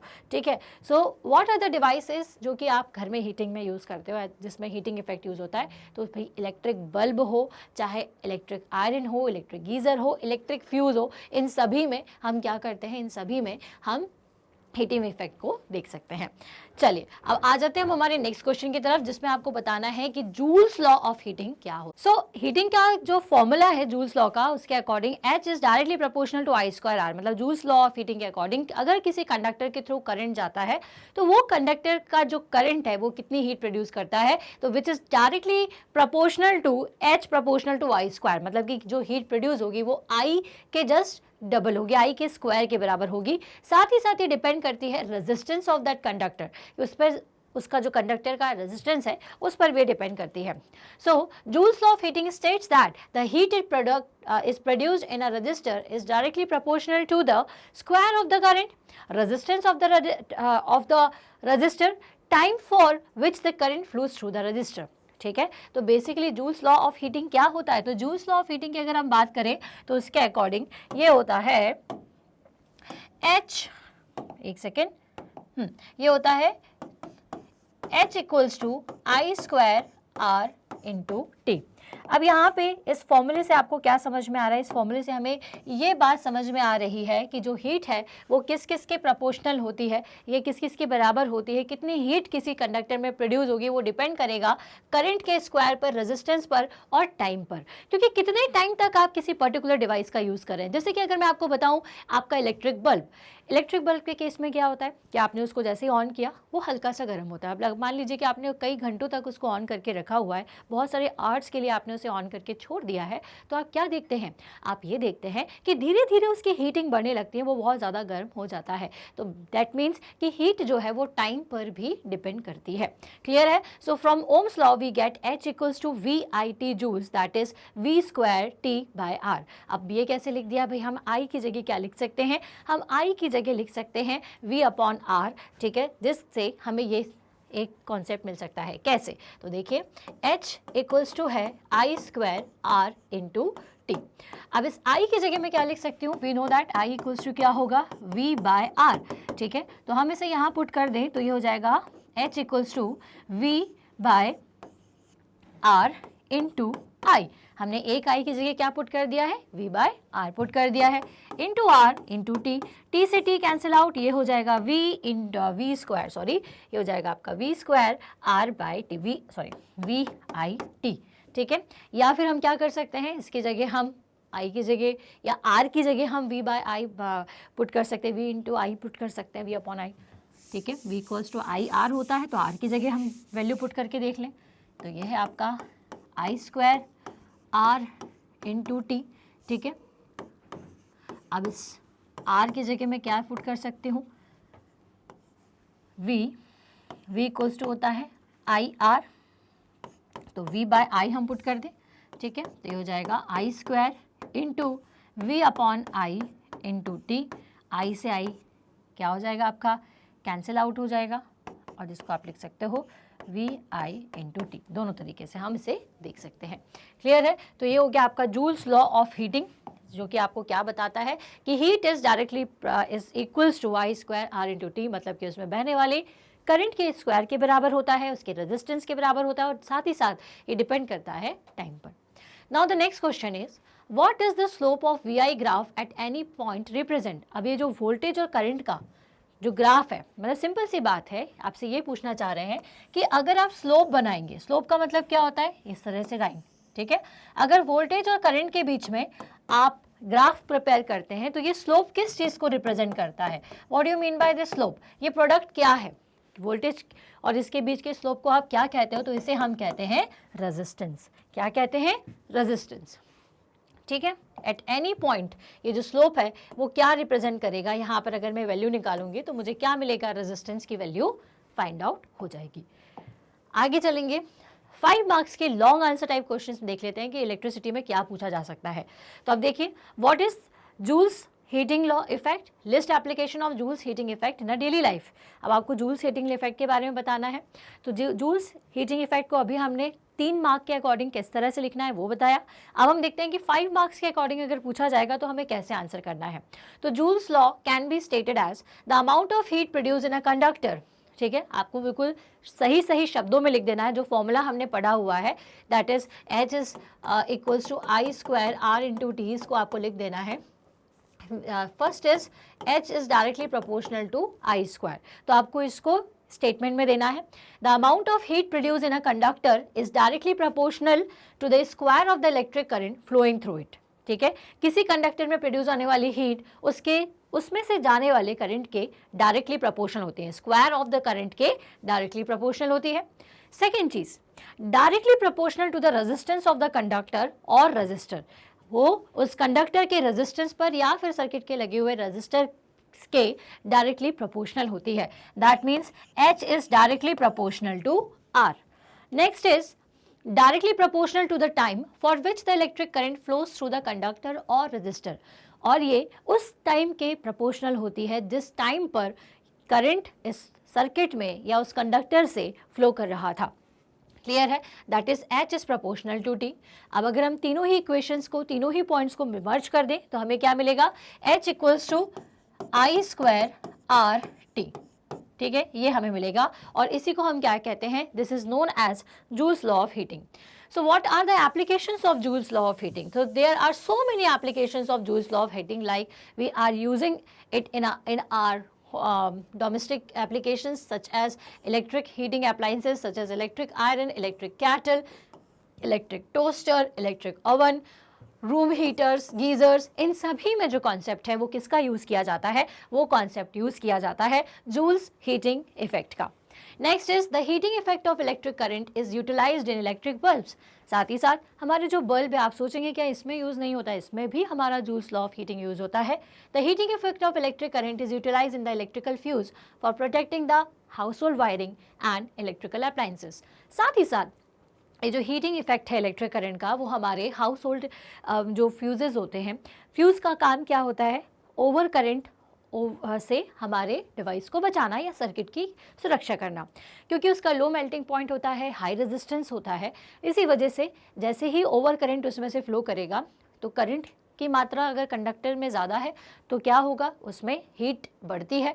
और क्योंकि हीट जूल्स लॉ के अकॉर्डिंग डायरेक्टली प्रोपोर्शनल है आई स्क्वायर के, ठीक है, कि कितने इफेक्ट से बढ़ती है. अगर 2 एम्पियर करंट बह रहा है तो 4 गुना हीट उसमें डेवलप होगी. इतनी ज़्यादा हीट डेवलप होगी, और ज़्यादा हीट डेवलप कब होगी, जब और करंट बढ़ जाएगा. मतलब कि जब ज़्यादा करंट आने लग जाता है तो ये गर्म जल्दी होता है. और क्योंकि इसका लो मेल्टिंग पॉइंट है, इसलिए जो फ्यूज़ का वायर है वो जल्दी से पिघल जाएगा या मेल्ट हो जाएगा. इसका मेल्ट होना ज़रूरी भी है, क्योंकि इतना ओवर करंट अगर हम हमारे डिवाइस को या इलेक्ट्रिक सर्किट को दे देंगे तो हो सकता है कि वो बर्न हो जाए. ठीक है, तो उससे प्रोडक्शन के लिए हम एक फ्यूज़ लगा देते हैं. ये फ्यूज़ सर्किट को ब्रेक कर देता है. Now the heating effect of electric current is utilized in the laundry iron. अब ऑब्वियस सी बात है, जहाँ पर भी हीट प्रोड्यूस हो रही है हमारे जितने भी इलेक्ट्रिकल अप्लायंसेज में, इलेक्ट्रिकल डिवाइसेज में, वहाँ सभी जगह पर जूल्स लॉ ऑफ हीटिंग का ही इफेक्ट हो रहा है. क्लियर है? चलिए next, find out the following in the electrical circuit given in the figure along side. अब आपको यहाँ पर एक फिगर दिया हुआ है. अब इसमें आपको कुछ कुछ चीज़ें पूछी गई हैं, वो आपको बतानी है. सबसे पहले तो आप जैसे ही आपको इलेक्ट्रिक सर्किट दिया हुआ है, सर्किट मतलब एक क्लोज लूप जिसमें कुछ कुछ एलिमेंट्स कनेक्टेड है, उसको बहुत अच्छे से स्टडी कर लीजिए.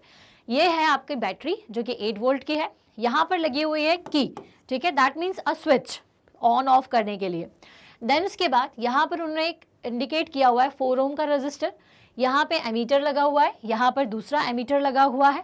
ठीक है, अब आप देख लीजिए कि दोनों एमीटर कैसे लगे हुए हैं, क्या ये पैरेलल है या सीरीज में है. क्लियर है? देन उसके बाद यहाँ पर आपको 2 रजिस्टर्स दिख रहे हैं, और मेरे ख्याल से आप सभी समझ चुके होंगे कि ये दोनों रजिस्टर आपस में कैसे हैं, पैरेलली कनेक्टेड है. क्लियर है? चलिए, तो देखिए क्वेश्चन क्या क्या पूछा जा सकता है. मैं आपको बिना देखे ही बता देती हूँ. आपसे ये पूछा जा सकता है कि इक्विवेलेंट रेजिस्टेंस बताइए. इक्विवेलेंट रेजिस्टेंस का मतलब क्या होता है? Total resistor. ठीक है, कि जितने रेजिस्टेंस आपको इसमें सर्किट में दिख रहे हैं उसका टोटल निकाल करके बताइए. प्लस आपसे क्या पूछा जा सकता है कि करंट कितना इसमें फ्लो कर रहा है, ये आपको बताना होगा. साथ ही साथ ये आप क्योंकि एमीटर लगाए हुए हैं तो आपसे ये पूछा जा सकता है कि दोनों एमीटर्स में रीडिंग कैसी आएगी, सेम आएगी या अलग अलग आएगी. ठीक है, चलिए देख लेते हैं. तो सबसे पहले तो देखिए effective resistance of 2 8 ohm resistor in the combination. सबसे पहले आपको क्या करना है, सबसे पहला जो है वो हमें इफेक्टिव रेजिस्टेंस निकालना है 2 8 ओम रजिस्टर्स के. मतलब ये जो 2 8 ओम के रेजिस्टेंस लगे हुए हैं इनका टोटल रेजिस्टेंस निकालना है. इफेक्टिव बोलिए या इक्विवेलेंट बोलिए, आपको जो भी पूछा जाए आप समझ जाइए कि हमें इसको जोड़ना है. अब जोड़ने के 2 तरीके हैं. या अगर सीरीज में है तो आप डायरेक्टली जोड़ देंगे, अगर पैरेलल में है तो आपको थोड़ा सा उसको रेसिप्रोकल फॉर्म में लेकर के सॉल्व करना होगा. तो सबसे पहले क्या चेक करिए, जिसका भी इफेक्टिव रेजिस्टेंस निकालना है क्या चेक करना होगा. सबसे पहले देखिए कि ये सीरीज में है या पैरेलल में है. तो यहाँ पर ये पैरेलल में है. क्यों पैरेलल में है देख लीजिए, दोनों के एक एंड एक कॉमन पॉइंट से और दूसरे एंड दूसरे कॉमन पॉइंट से कनेक्टेड है. दैट मीन्स कि ये दोनों आपस में पैरेलल में है. अब हम इन्हें सॉल्व कर लेंगे. कैसे सॉल्व करेंगे भाई, क्योंकि पैरेलल में है तो क्या डायरेक्टली ऐड करोगे, नहीं. अगर पैरेलल में है तो आपको इसको कैसे इफेक्टिव रेजिस्टेंस निकालना है. अगर आप इफेक्टिव और इक्विवेलेंट भी कह सकते हैं. ठीक है, अगर आपको इक्विवेलेंट रेजिस्टेंस या इफेक्टिव रेजिस्टेंस निकालना है तो उसकी वैल्यू क्या हो जाएगी, सिंपल 1/8 प्लस 1/8. ठीक है, या 8 मल्टीप्लाइड बाई 8/8 प्लस 8 आप इसको कर दीजिए. तो इससे आपकी क्या वैल्यू आ जाएगी, आपको मिल जाएगी इक्विवेलेंट रेजिस्टेंस की value. Next is current flowing through 4 ohm resistor. अब ये 4 ओम के अक्रॉस कितना करंट फ्लो कर रहा है ये आपको बताना है, ठीक है, इसको निकाल लेंगे। देन उसके बाद कैसे निकालेंगे भाई, अब देखिए कि यहाँ पर आपको 8 वोल्ट की बैटरी दी हुई है, ठीक है। करंट जो जाएगा इससे वो कौन सा करंट होगा, क्योंकि ये सीरीज में कनेक्टेड है बैटरी के साथ, तो जितना टोटल करंट होगा वही जो है वो 4 ओम से जाएगा। बट अगर मैं बात करूं, यहाँ देखिए जितना करंट इसमें पूरे सर्किट में फ्लो करेगा वही सर्किट करंट जो है वो 4 ओम से जाएगा। क्यों? क्योंकि ये इसके साथ में कैसे सीरीज में है, और सीरीज में करंट कैसा होता है, सेम होता है, ठीक है। अब अगर आपसे बोला जाता है कि इन दोनों के अक्रॉस करंट निकालिए, ठीक है, तो कैसे निकालते? अब देखो करंट जो है वो डिवाइड हो जाएगा, एक यहाँ पर डिवाइड हो जाएगा और एक यहाँ पर, तो हमें सिर्फ इसके अक्रॉस करंट निकालना पड़ता और फिर इसके अक्रॉस करंट निकालना पड़ता। तो कैसे निकालते वो, उसको निकालने के लिए आपको क्या करना पड़ेगा, टोटल करंट पहले फाइंड आउट करना पड़ेगा, फिर पोटेंशियल की मदद से हम इसमें वोल्टेज ड्रॉप निकालेंगे, वोल्टेज ड्रॉप निकालने के बाद हम इसमें करंट फाइंड आउट करेंगे, ठीक है। बहुत आसान है इसको निकालना भी, लेकिन आगे देखेंगे। अब आगे चलते हैं, potential difference across 4 ohm resistor. अब 4 ओम के अक्रॉस कितना पोटेंशियल डिफरेंस है ये आपको फाइंड आउट करना है। इसके लिए भी हमें क्या करना पड़ेगा, पोटेंशियल डिफरेंस निकालना है। दैट मीन्स कि आपको क्या निकालना है, V बाय आर निकाल के बताना है। तो निकाल लेंगे हम, वो भी बहुत आसान है। V दिया ही हुआ है 8 वोल्ट्स और 7 V नहीं दिया, हमें पोटेंशियल डिफरेंस निकालना है। दैट मीन्स कि हमें V निकालना है, दैट I इंटू आर निकालना है। तो अगर हमने करंट की वैल्यू निकाल ली टोटल करंट की, तो हम I इंटू आर करके यहाँ पर वोल्टेज ड्रॉप निकालेंगे। तो देखिए हम 1 बाय 1 चलते हैं। सबसे पहले तो इफेक्टिव रेजिस्टेंस आप समझ गए होंगे कैसे निकालना है। तो R इक्वल्स टू क्या हो जाएगा, R1 into R2 upon R1 plus R2, ठीक है। तो ये कितना हो जाएगा आपका 4 ओम, ये R1 प्लस R2 हो जाएगा, ठीक है। तो ये कितना आएगा आपका 4 ओम आ गया। देन उसके बाद हमें करंट निकालना था, total current flowing through the 4 ohm resistor. अब देखिए करंट कैसे निकालेंगे, तो टोटल करंट क्या हो जाएगा, V अपॉन टोटल रेजिस्टेंस, ठीक है। अब यहाँ पे जो टोटल रेजिस्टेंस मेरे पास आ रहा है वो कितना आ रहा है, 4 ओम। देखिए यहाँ पर ज़्यादा अच्छे से समझ पाएंगे, ऑलरेडी टाइप्ड फॉर्म में नहीं समझ में आता है। यहाँ पे हमें क्या करना है, टोटल करंट निकालना है I। अब I निकालने के लिए आपको क्या क्या चाहिए, ओम का नियम अगर आपको याद हो तो ओम्स लॉ के according I equals to V by R होता है, ठीक है। अब यहाँ पे हमें V की वैल्यू दी हुई है 8 वोल्ट। अब रेजिस्टेंस कौन सा ले, ये भी रेजिस्टेंस है, ये भी है, ये भी है, तो हम निकालेंगे टोटल इक्विवेलेंट रेजिस्टेंस। तो जब हमने इन दोनों को सॉल्व किया तो हमारे पास क्या वैल्यू आ रही है, जब आपने इन दोनों को सॉल्व किया तो हमारे पास जो वैल्यू आ रही है वो आएगी, इनको सॉल्व करने के बाद 1/8 प्लस 1/8 कर दीजिए, ये हो जाएगा 2/8, ठीक है। इसको देखिए डिटेल में थोड़ा सा सॉल्व करके पहले मैं इसे समझा देती हूँ। तो सबसे पहले तो हम इसको सॉल्व करेंगे, तो इसको सॉल्व कैसे कर रहे हैं देखिए, तो R equivalent equals to 1/8 plus 1/8 जो कि हो जाएगा आपका 2/8। अब ये बेसिकली R इक्विवेलेंट नहीं होता, ये होता है 1 अपॉन R इक्विवेलेंट, ठीक है, क्योंकि आप पैरेलली सॉल्व कर रहे हो। अब मैं इसे इस तरह से लिख दूंगी, R इक्विवेलेंट इक्वल्स टू क्या हो जाएगा, अगर इसको हमने उधर लेफ्ट साइड को राइट साइड में, राइट साइड को लेफ्ट साइड में भेज दिया, तो R equivalent upon equals to 8/2 और ये कितना आ जाएगा आपका 4 ओम। मतलब यहाँ पे अब अगर आप इन दोनों रेजिस्टेंस को हटा दें तो एक सिंपल रजिस्टर बचेगा जिसकी वैल्यू कितनी होगी, 4 ओम होगी, ठीक है। अब देखिए कि अब कौन कौन से रजिस्टर बचे, एक तो ये वाला और एक ये 4 ओम का रजिस्टर, ठीक है। तो अब टोटल रेजिस्टेंस निकाल लेंगे अब हम, ठीक है। ये क्या था, इक्विवेलेंट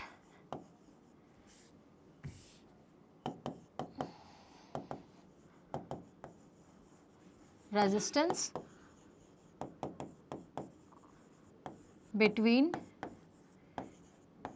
2-8 ओम, ठीक है, ये हमने निकाला। अब टोटल रेजिस्टेंस हम निकालेंगे, मतलब पूरे सर्किट का रेजिस्टेंस।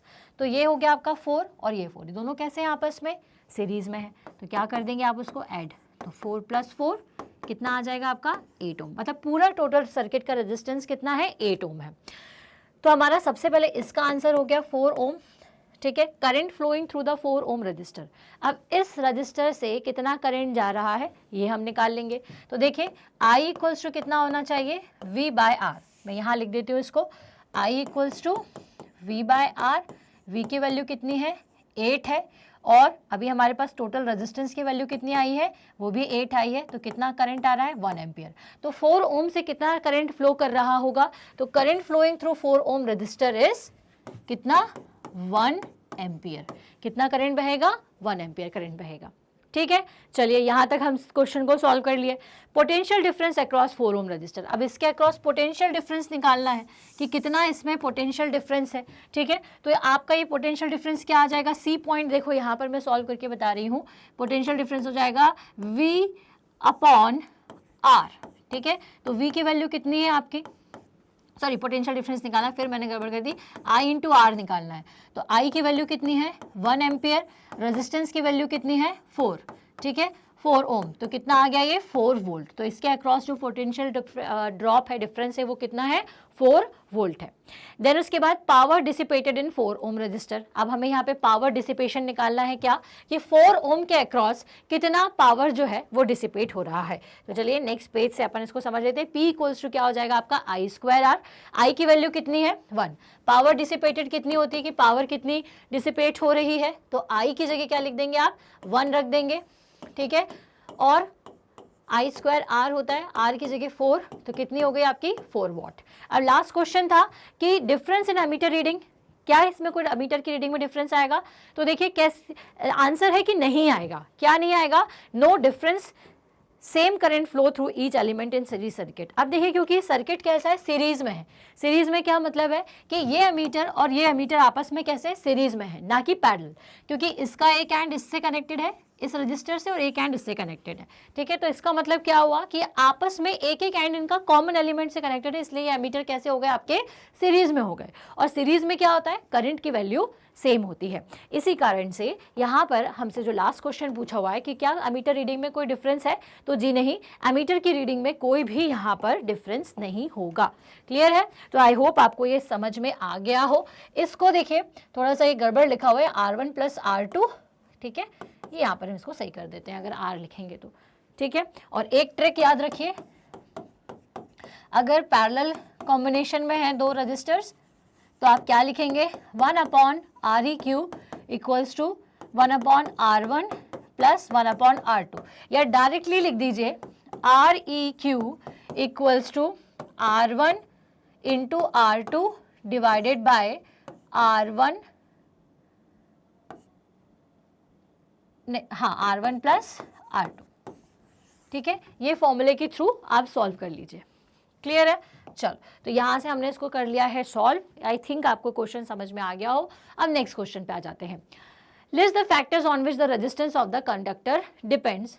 ठीक है, अब आपको सबसे पहले तो फैक्टर्स बताने हैं कि जिस पर आपके कंडक्टर का रेजिस्टेंस डिपेंड करता है। तो we know that R is proportional to L by A और R equals to rho L by A। That means कि जो रेजिस्टेंस है वो सबसे पहले डिपेंड करता है कंडक्टर की लेंथ पर A, और ये डिपेंड करता है, it is inversely proportional to किसके, एरिया ऑफ क्रॉस सेक्शन के। ठीक है, and it is also depends upon the resistivity of the material, कि वो कितना कंडक्शन का अपोज कर रही, कितना उसमें अपोजिशन की प्रॉपर्टी है, वही रेजिस्टिविटी होती है। तो वो रेजिस्टिविटी पर डिपेंड करती है, लेंथ पर डिपेंड करती है, और it is inversely proportional to area of cross section. अब इसके साथ ही क्वेश्चन भी दिया हुआ है, a 4 kilowatt heater is connected to a 220 volt source of power, calculate the electric current passing through the heater. अब देखिए यहाँ पर आपको पावर दी हुई है। ठीक है, क्या दी हुई है 4 किलोवाट हीटर। किलोवाट का मतलब क्या है कि पावर रेटिंग दी हुई है, आपको पावर की वैल्यू दी हुई है, लेकिन किस में दी हुई है, किलोवाट में दी हुई है। ठीक है, तो आपको उसको वॉट में कन्वर्ट करना होगा। वॉट में कैसे कन्वर्ट करेंगे, किलो की जगह 1000 लिख दीजिए। ठीक है, तो क्या हो जाएगा 4000 वॉट। तो 4000 वॉट का एक हीटर है जो कि 220 वोल्ट से कनेक्टेड है।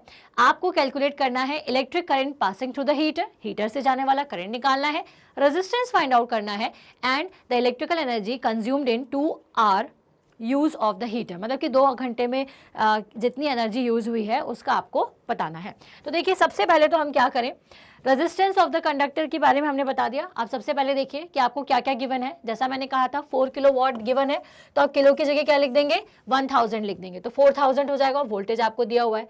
अब देखिए आपको क्या दिया हुआ है, पावर। ठीक है, अभी हमें पता है कि पावर इक्वल्स टू क्या होता है, V इंटू आई होता है। ठीक है। अब इस पावर की जगह पर आप क्या लिख दीजिए, हाँ, अब V इंटू आई होता, पावर आपको क्या दी हुई है 4000, सॉरी पावर, हाँ पावर आपको दी हुई है 4000 वॉट, वोल्टेज आपको दिया हुआ है 220 वोल्ट और करंट आपको फाइंड आउट करना है। तो आप कैसे निकाल लेंगे, तो ये हो जाएगा 4000 divided by 220 divide equals to I. ठीक है, इसको आप सॉल्व कर लीजिए। 18.18 एम्पियर आपका करंट जो है इसमें फ्लो कर रहा है, ये वैल्यू आ गई। नेक्स्ट हमें निकालना था the resistance of the heater. अब वी नो दैट रेजिस्टेंस कैसे निकाल लेंगे, तो ओम्स लॉ की मदद से हम इसका, आप इधर देखें, ओम्स लॉ की मदद से हम इसको निकाल लेंगे। तो V इक्वल्स टू क्या होता है, आई आर होता है, तो V by I equals to are.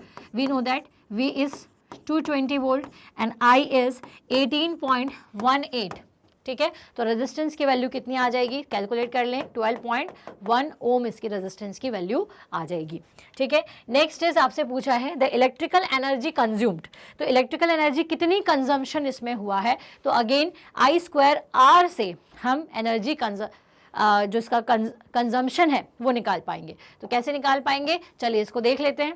तो अब देखिए E इक्वल्स टू क्या हो जाएगा आपका for consumption, P into T भी हम लिख सकते हैं। ठीक है, या तो आप इसको पावर इंटू टी लिख दें, जिससे अभी मैंने आपको फॉर्मूला बताया, या डायरेक्ट P इंटू टी। अब देखिए पावर आपको दी हुई है ऑलरेडी 4 किलो वॉट। अब एनर्जी कंजम्पशन किस में लेते हैं हम लोग, किलो वॉट आर में लेते हैं।